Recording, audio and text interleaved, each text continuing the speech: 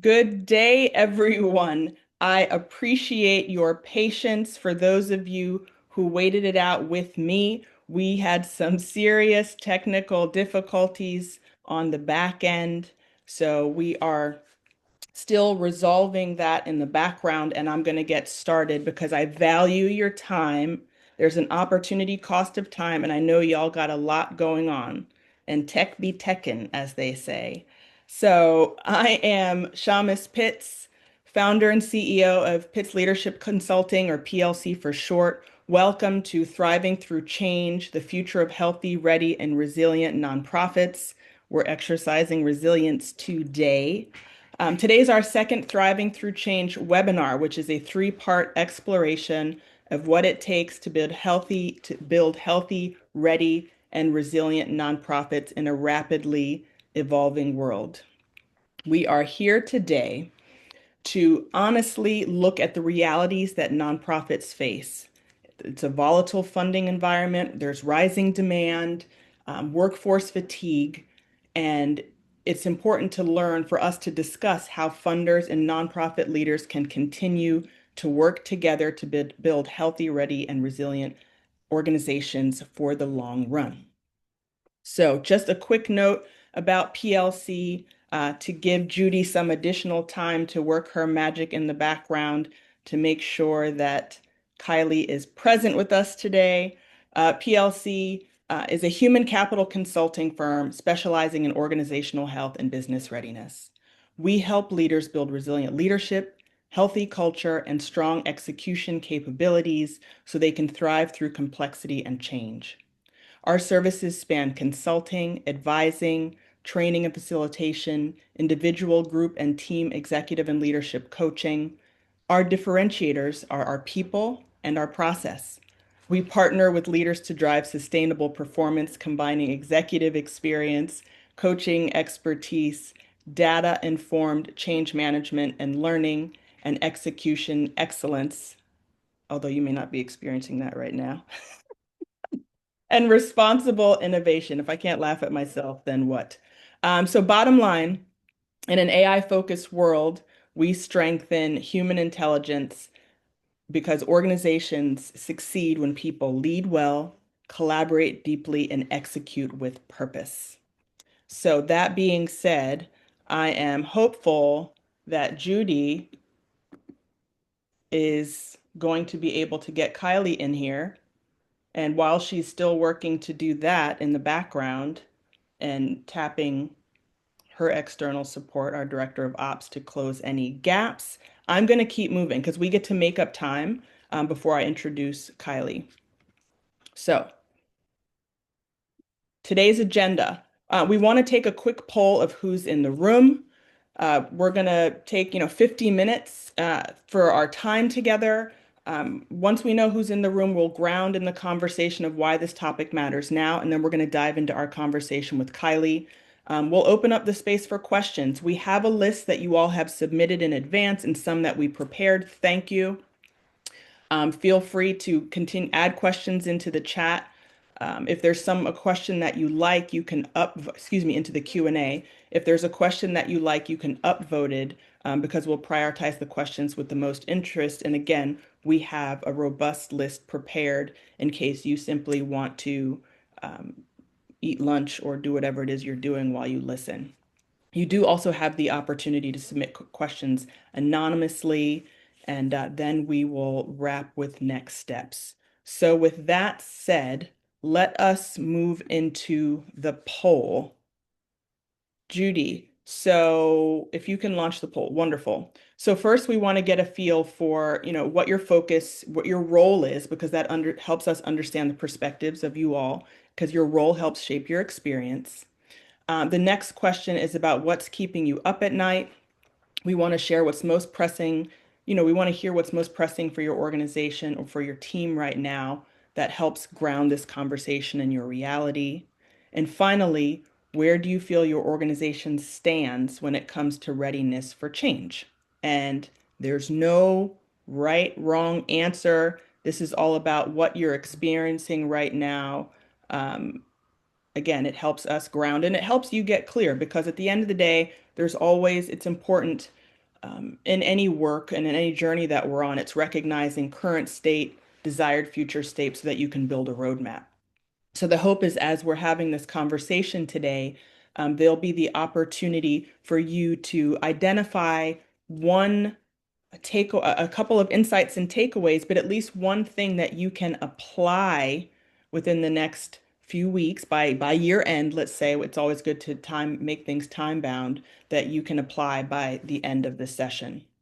So I'm going to give you all a couple more seconds. I know I want to keep moving. So we have, oh, okay, more participation. Keep it coming, keep it coming. So we can see, so I can know what's the what. So right now it's looking about close to half of you are leaders in your organizations, uh, followed by fundraising and development folks, split between program and service delivery, excuse me, and consultant advisors. It looks like your biggest challenge based on what's in right now is funding instability. No surprises there.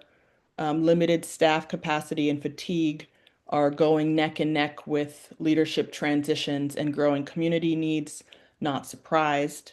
Uh, and maintaining morale and well-being in the midst of all of this, which really aligns a lot with right, the broader data from trusted sources in this space have been reporting all year.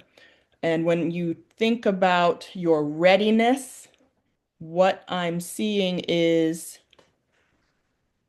you're taking steps, which is great, right? Figuring out one strong, even yet it may be a small step, but figuring out how to move forward bit by bit is positive.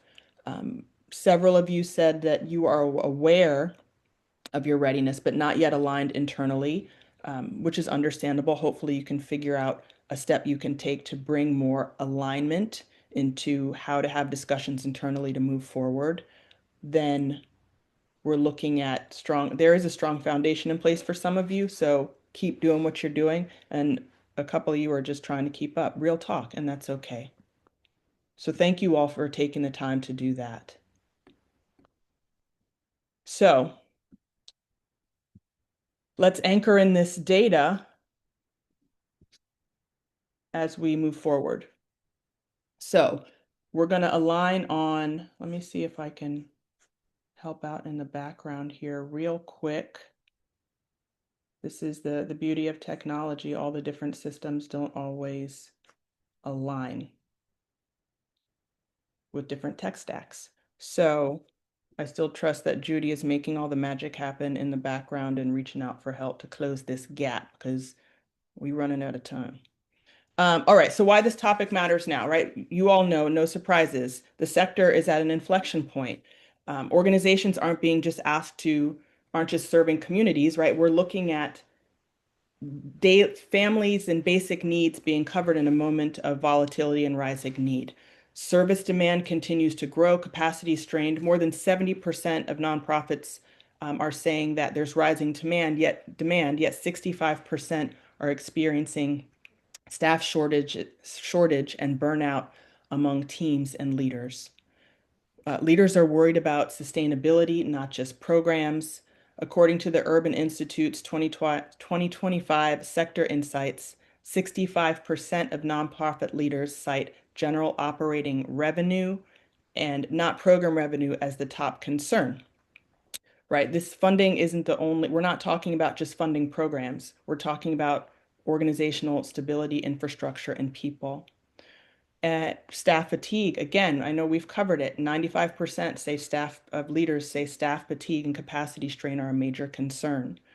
And it's not just directly, right, which impacts turnover and it opens up the possibility for execution risk. And funders are responding and expectations are evolving. I just got another email. Philanthropy is shifting. There's more emphasis on org health, greater awareness of leadership capacity and well-being, an increased interest in readiness and adaptability, not just impact numbers.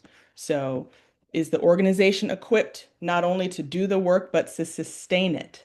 This moment requires a new kind of leadership. Resilience is no longer just about powering through challenge. It's about building healthy systems, aligned culture, and ready teams.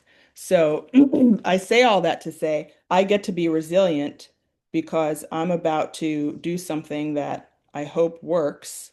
And we're just going to have to go with it because I don't think the team has been able to resolve the issue in the background. And as the leader, I'm going to be creative and do the thing. So with that, I am hoping that this is going to work. I'm just laughing right now because we are doing this. Hi, so Kylie, we're on the webinar and you're on speaker. Oh, Yes, because we got to close this gap and time is flying and we get to hear from you. So I need some indication from the folks in the room that they can hear you say something. I'm here. Can I get some indication from the folks in the room that we can, okay. And okay. I just got to laugh at this point since Kylie just hung up on me.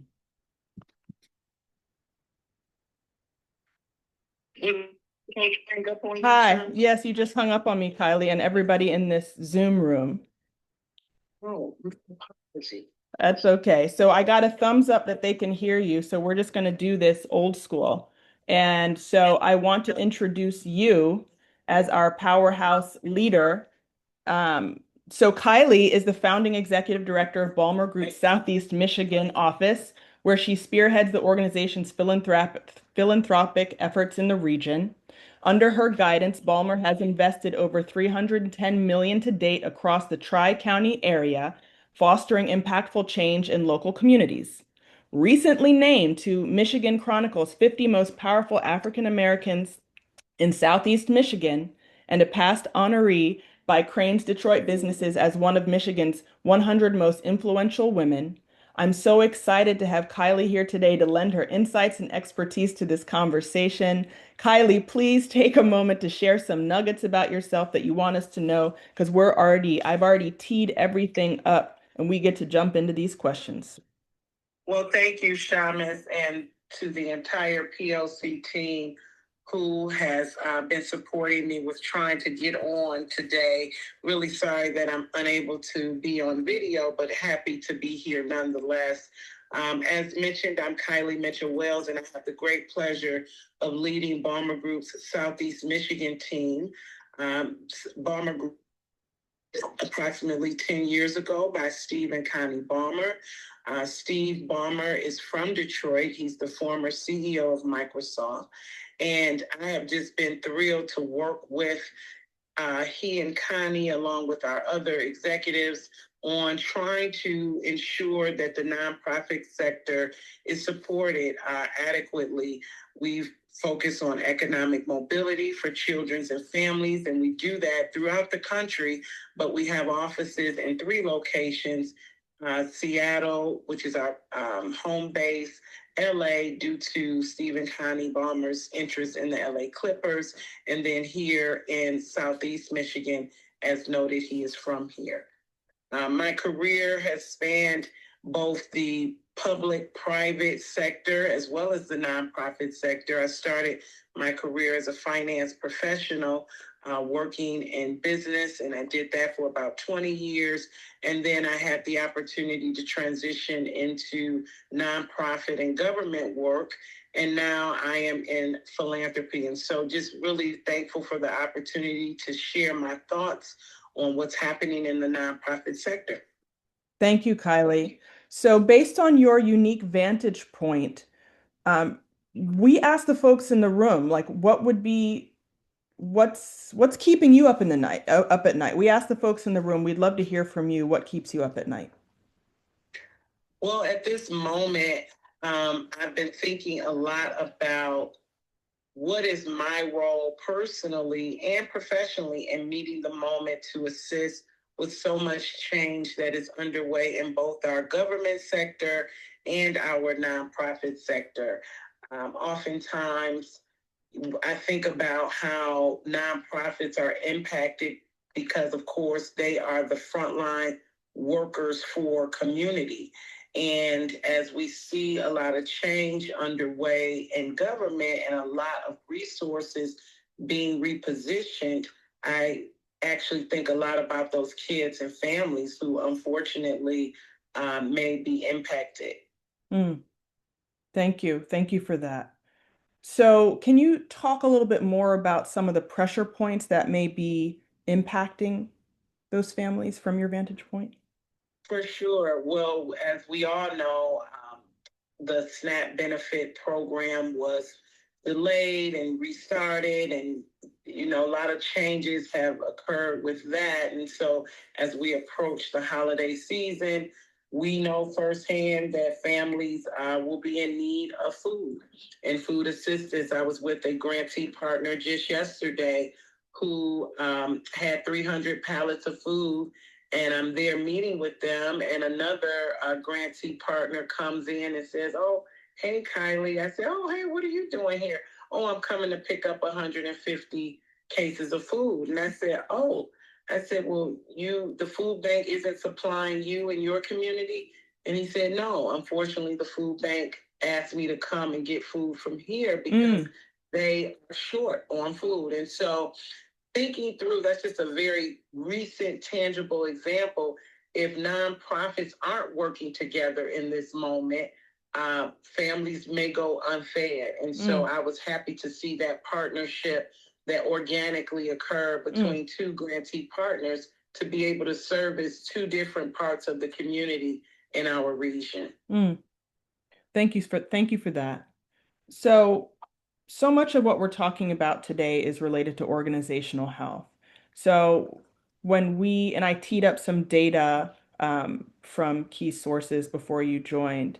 When we talk about organizational health here at PLC, we're really focused on the ability of organizations to align people with mission and purpose, with internal processes to enable performance and a lot of that is by strengthening trust and having clarity and collaboration in how to get work done.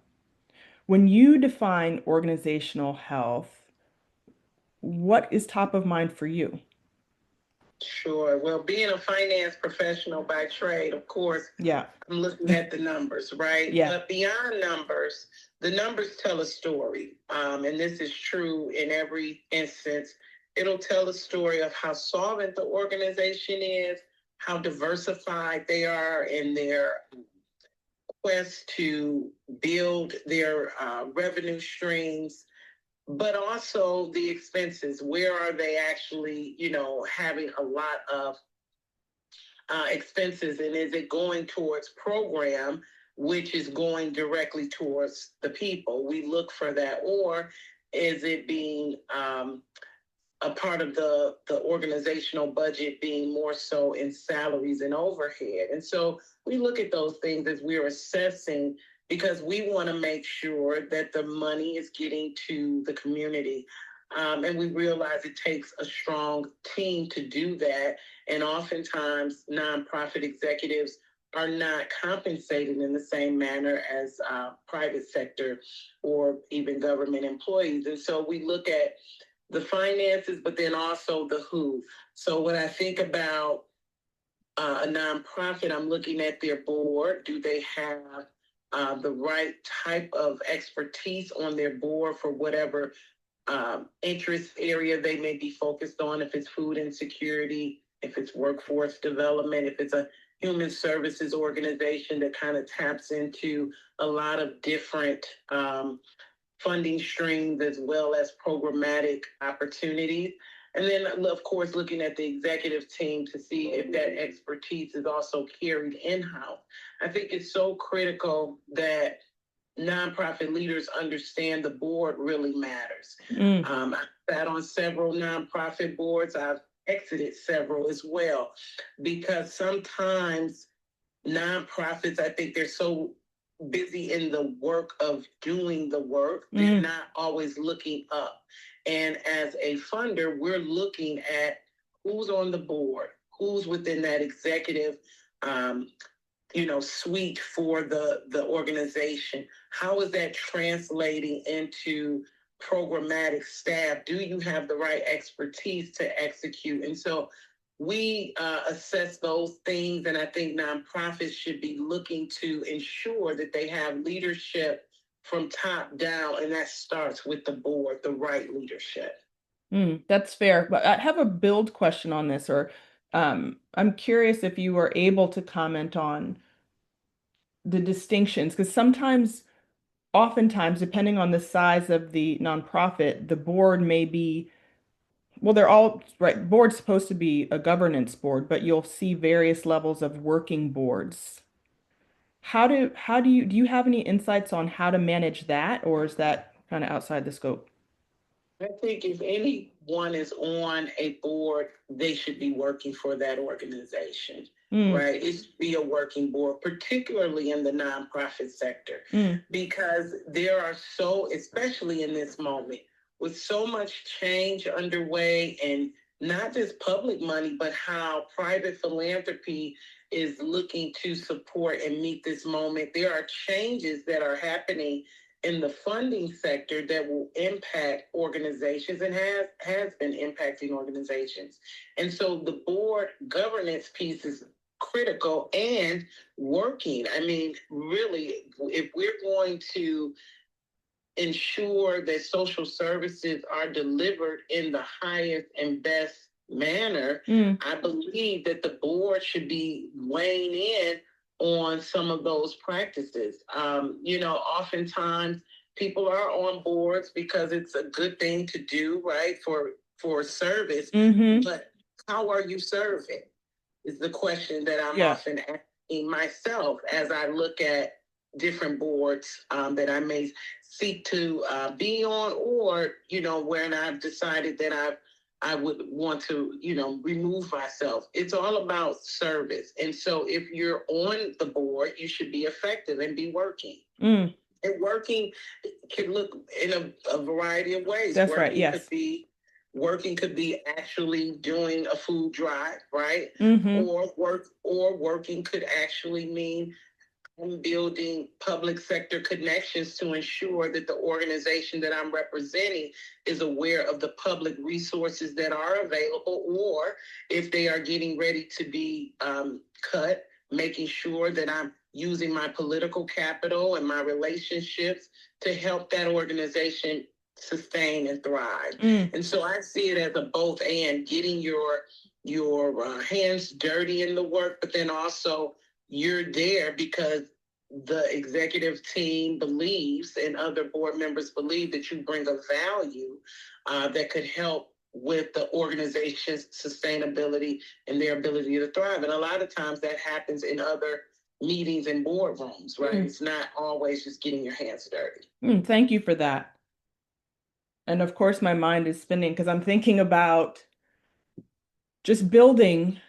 So I could imagine, right, as folks are listening to this, they might say, maybe, right, it's time to take a look at who's on the board. But so board changes could potentially be interpreted as, right, how do you frame board changes as moving towards stability rather than potentially folks interpreting it as instability? Does that make sense? Yeah, it does. I think it depends on how you tell your story. Something I found in this work is that nonprofits, often because the leaders are doing such an amazing job at trying to help community, they don't have a lot of resources to tell their story. Mm, And so it's important to have the story of why, right? Why are we making these changes? Communicating that with your program participants, along with also other members of the community. If one board member leaves and another joins, being able to say why. What are you doing as an executive team to require a new set of skills in this particular member? mm, thank you. Very helpful, and I'm sure helpful to many folks on this line, which is why I kept probing. Um, What, based on the work that you all have done so far, what are you able to share any initiatives that you all have funded or supported in some way related to organizational health? So, what we have supported nationally, we've worked with our partners at the Nonprofit Finance Fund, NFF. They have been awesome in supporting our grantees across the country with understanding their finances in this moment. As we think about the changes and how the economy is changing as a result, what can nonprofits be doing to either weather this storm, find, and it's making sure that they're staying on mission, right? So you want to stay on mission, but if resources are possibly drying up, how do you start to be agile and able to meet the moment? So I would say, making sure that those finances are is critical, but then also we have another partnership with Catalyst where they're helping with scenario planning. So if this, then that, right? And helping leaders, both the executive teams and boards, lean into opportunity to think about how are we meeting this moment and ensuring that we are able to thrive again. I love the topic of today's conversation because it's really about thriving in change to me. Mm-hmm. Change is inevitable. It will happen. Make friends with change is a Chinese proverb that I learned many moons ago. And the reality of it is successful nonprofits will weather this storm. Those who have not been operating at their highest and best may have to look at other ways to be able to meet mission or thinking about merging with other organizations that are helping to meet the mission as well. So what signals, thank you for that. So are there signals that you can point to that folks should, if they were to take a step back and to say, is that something that we need to do? Like what might be some of those signals be that they're surviving but not thriving and what they need to consider? I think so when I think of surviving, it means, hey, we're able to meet our goals, right? And help the community in the way in which we've set out. But we may not be able to develop new programming, or in the midst of change, we may be unable to meet certain, I guess, opportunities that may arise with people who are in need. So what I learned today, I was talking with a grantee partner earlier this morning, and this particular grantee was just sharing how, we're able to execute on one aspect of the work, but the policy piece is so critical. We have so many barriers that we're unable to remove for our program participants due to bad policy. And so, you're not thriving if you're operating in a system that is only allowing you to get so far, right? And so she was asking me specifically about support for advocacy, to be able to do more to help this particular organization focused on returning citizens. And so we know that population comes with barriers. And, we know that it's oftentimes challenging for them to reintegrate back into our society. And so I was sharing that in order for you to thrive, you possibly need to do some more policy and advocacy work at both the local and state level. And so I think thriving could look a lot of different ways. Of course, financially, if you have a reserves, that's always good. 10% usually of your annual operating budget at least. And that gives you that flexibility in times of change, right?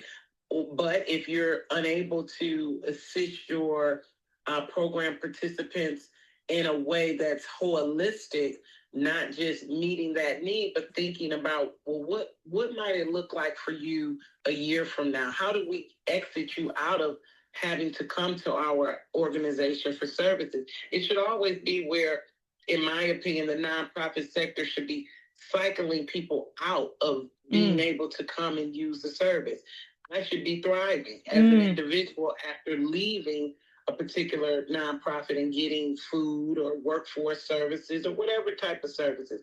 And so I think what I've been witnessing in the 8 years that I've been in philanthropy is that nonprofit, the sector will be there and it's needed because there are so many things that happen in the ecosystem.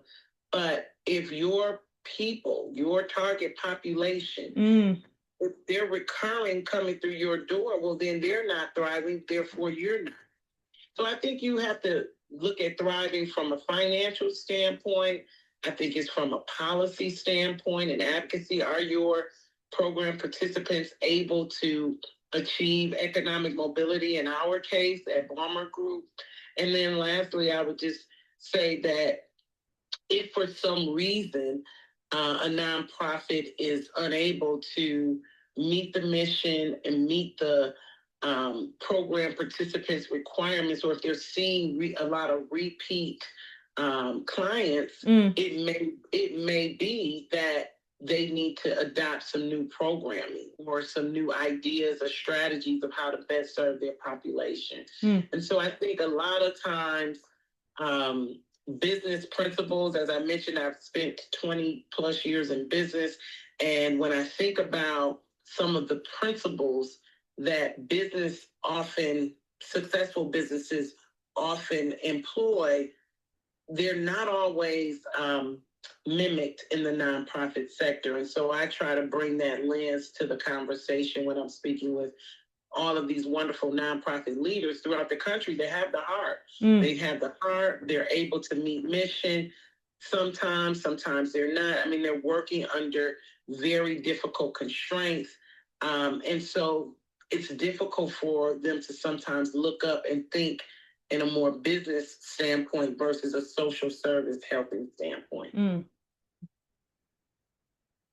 Thoughtful answer. Thank you. I'm chewing on all that because it's that's come up so much in my private sector work. Well, and in the nonprofit work too. The goal is to not be working on the same problems to help folks, right? The work if I always say, which some folks on my board are like, Shamis, you want to keep people doing work. And I'm like, yes, but it's important to serve the client in different ways because if we're constantly working on the same thing, right? I don't want to sell that because that means that they need me to do the thing and that doesn't align with health and sustainability.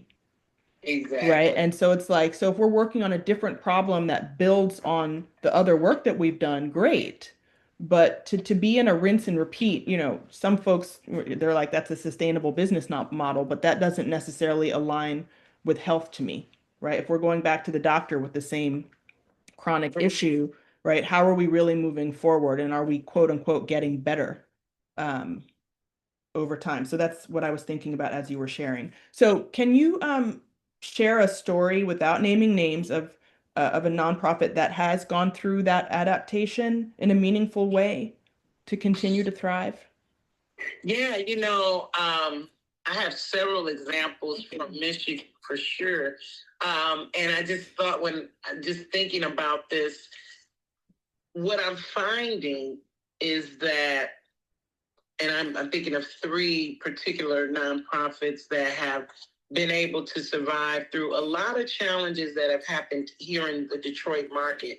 So we service Southeast Michigan and we partner with government on a lot of our investments because we know that government is the largest philanthropy. And so when you have a time like this, when government is pulling back on certain resources, the nonprofit sector, of course, is filling it. And so I think about three, many organizations are falling in this line, but particularly these three rise to the occasion when they have been able to diversify their funding. So maybe what they saw during the bankruptcy, for example, Detroit had the largest municipal bankruptcy in history approximately 13 years ago.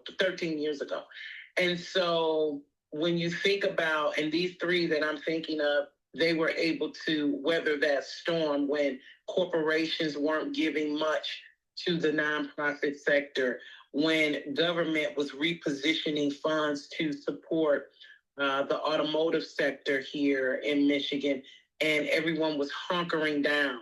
I think about when COVID then happened, and at that time we had a lot of resources pouring in, but unfortunately, some nonprofits based their future programming and funding off of a one-time type of allocation or an allocation of funding that was going to be term limited.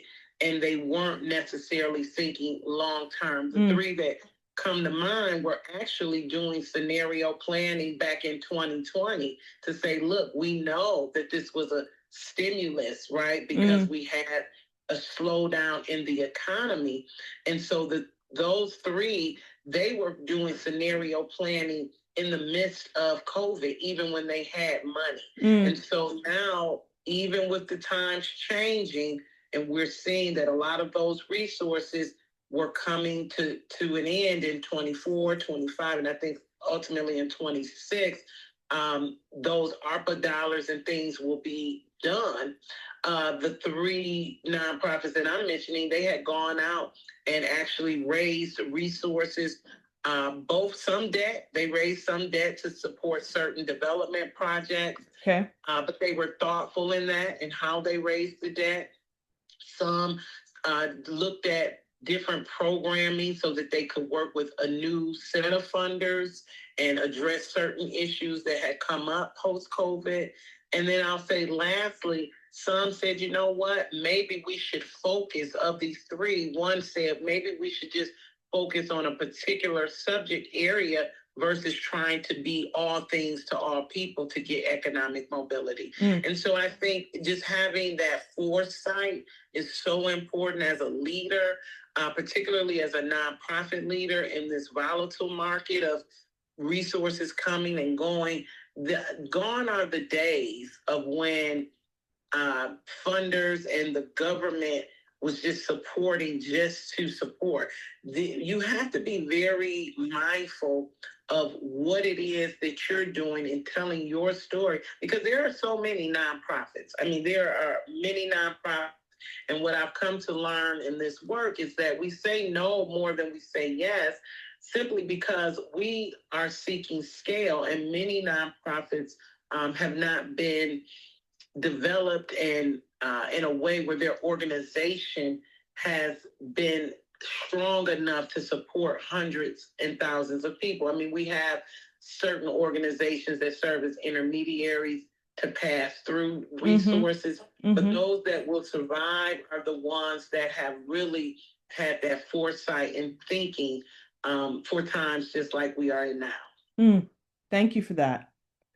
So when you think about the conversation that gets to happen or needs to happen between funders and nonprofits, right? I would imagine to have those real talk conversations, there would need to be a strong basis of trust. How can funders and nonprofits look to continue or to establish and or build that in the days and weeks ahead? You know, trust-based philanthropy is something that we embody at Ballmer Group. And I think it's more about not sharing what is working, but sharing what's not working. Because the opportunity is in the what's not working.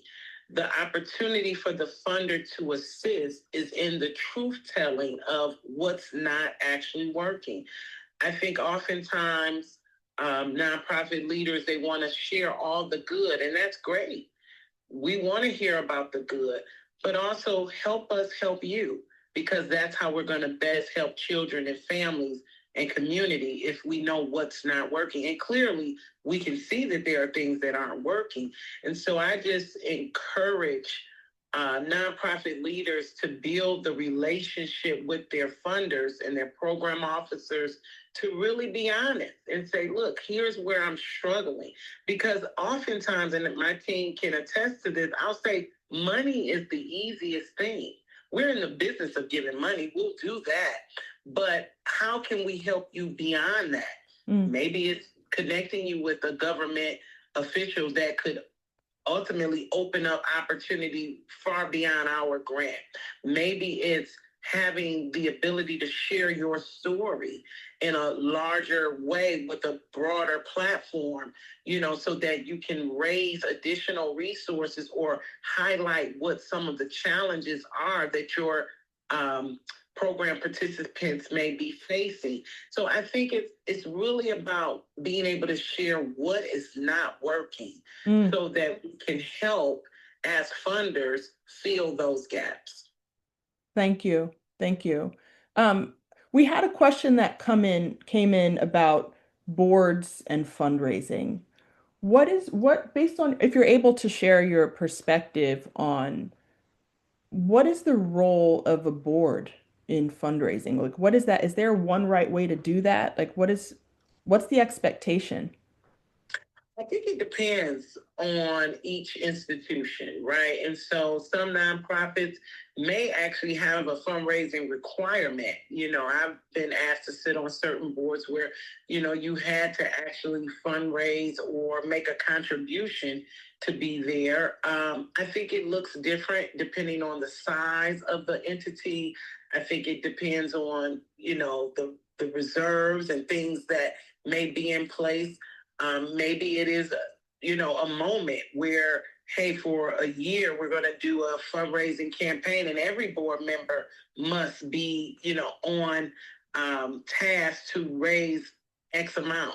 So I think it really just depends. But I would say if you're signing up to be on a board, be ready to not only raise money, but to work and to roll your sleeves up to help think about strategy, setting, the future trajectory of that organization, but then also rolling your sleeves up to get out there and really see what it is that the program participants need. I think being closest to the work is so important when you sit in seats like I sit, or if you're on a board, you may lose some of the direct connection with what is actually happening on the ground. So I encourage board members to, when you sign up, to know that you need to be raising. You should always be able to give the top 3 things that your organization is doing at a cocktail party that may lead to a person who may want to actually support that organization. So having those talking points ready, and the only way you're able to really be able to have those talking points ready to sell the organization that you're representing is to be involved. Get involved, understand the needs of the community. So I think it really just depends on a lot of different factors. Thank you for that. Thank you. So when we think about making the case to boards, funders, and communities that investing in people and systems is mission critical, how can leaders do that? So systems, when I think about investing in systems, that may just be a real hunkering down, looking internally at how your org structure is. So if you're meeting the mission of the organization, great. But there's always an opportunity to improve. So internal systems is what's going to actually help you meet your mission. So making sure that, your internal systems are in place. Right. If I'm just going to go back to the example of food distribution, right, ensuring that channel, right, is you have enough volunteers, you have enough food from whatever sources you're collecting that from. You have a way to understand very acutely about expiration and how to move your product with, the first in, first out methodology. Those things are very important internally to making sure that you can demonstrate to funders, and funders could be private like us or government funders, private donors, that sort of thing. Making sure that the internal systems are in place is what's going to help you meet the mission. Fair. So I would say just being a leader to understand what's really going on in your shop. Yeah. Yes, yeah. As an executive of a nonprofit, you're going to need to be raising money, right? Always. Yeah. And you need to have a strong number two, number three within your executive team that understands the operations of what's happening internally so that you can meet mission and get what people need, right? Yeah, thank you. So when you think about if I were to ask, like, if I were to ask, I am going to ask, what's one mindset shift that matters in this moment that we're in? Wow. Being comfortable, as I mentioned, with change. Yes, yes, yes, yes. But I just go back to that. That change is going to happen. I named a bankruptcy that happened in Detroit. We then had COVID. We're now experiencing a lot of federal cuts for social services and different programs. And the thriving and resilient nonprofits, they will be okay, and they may need to be looking at how do we help some of these others who aren't as well established. Like I mentioned with the partnering earlier of two grantees in this moment with food. Right. One had more than enough. And so they were communicating, not because of us at all. It was just their own network of development leaders, and they're sharing and doing together, right? Yes. And so I think it's very important to ensure that you're looking outside of your organizations for support as well, and talking to one another within the sector so that you can best meet the moment. Thank you. So I know you had mentioned, I know we're coming down to the last few questions. Somebody had submitted a question that asked, what should I be thinking about if I want to start a nonprofit? Now, I know you had talked about there's a lot out there. So barriers to entry are low in this space. Told you I'm a finance professional by trade, so mergers and acquisitions are something that I think about often. Yeah, yeah. And when you see one entity serving, in our case, because we look for scale, we may see one entity serving, 500 individuals on an annual basis versus an entity that's serving 5 to 10,000. I'm always like, well, why is that? What is happening here where this, one entity, are they so hyper local and the need is there, not only for whatever service they're delivering, but the need is there for this nonprofit to exist, right? So assessing that. But I do think that if you're seeking to start a nonprofit, you need to understand your why. Yes. You need to understand who else in the sector is doing what you're doing. Yeah. You need to understand who in your locale is doing some of the things that you're thinking about doing, and maybe get involved first with that organization to understand more acutely what is happening on the ground. That's right. I don't want to discourage anyone from understood. Dream, understood. Being real about what is currently in the market and how can you fill a void is what will make you successful. Thank you. So when you think about individual resilience and well-being, what's one thing that leaders can start today or tomorrow based on the seat you're sitting in? Well, as any leader, I think, whether you're in government, business, nonprofit, you should be reflective. You should be very reflective. We are oftentimes just going and doing. We don't spend. And in leadership, you're in this meeting, that meeting, you're at, just not taking time to just sit and reflect on your effectiveness. And I think that's so critical. You must meditate and take time to reflect. And are we able to be most effective if I am doing X? Right? I mean, these are things that I think about just within my own leadership throughout the years. How can I best support my team, the people that are actually executing on different bodies of work? What is it that I can do better to be a servant leader? These are things that we talk about, but are you actually taking time to reflect on your effectiveness? I think critical for any leader of any sector. Thank you. And as we're teeing up our next session, I would love to close asking you the question, what's giving you hope right now? Wow. Well, there's so much opportunity in ambiguity. Mm, And so I have hope with all the change that is underway in our country, within the sector. I'm hopeful because there is always an opportunity in the change. mm. I'm marinating on that. That's right. That's right. Possibility. It's all possible, Shamis. Yes. Thank you, Kylie. I am so grateful that we made this happen today as we were troubleshooting and based on the calls that we've had we have as humans, we FaceTime, and that's what we needed to do to get this wonderful conversation across the finish line. Um, I'm great. I'm just appreciative of your time and your friendship and your thought leadership in this space. Listen, the pleasure was all mine, and I'm just glad that we were able to do this.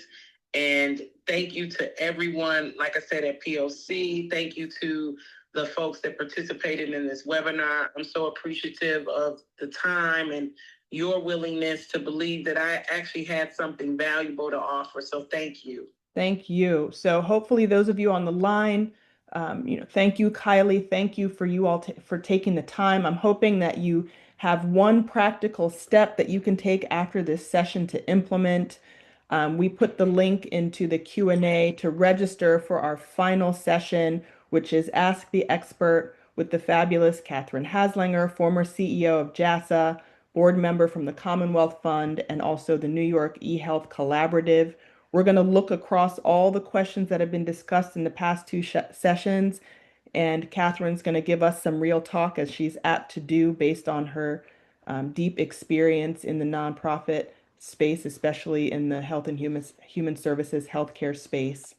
Um, and right at the end of the day, we're here for you to continue these conversations to help figure out how to co-create change in your organization. So please book a call with us if you are ready to raise your leadership readiness to help lead people through uncertainty, continue to build trust or repair trust, and enhance communication so that your teams can continue to push forward in this time and in the days and weeks ahead. We know resources are tight right now, so we part of the conversation is helping you figure out how to make the business case to really invest in your people, culture, and systems.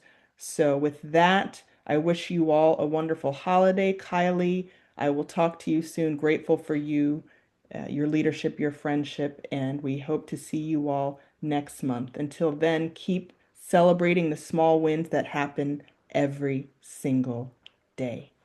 Take good care, everyone. Thank you.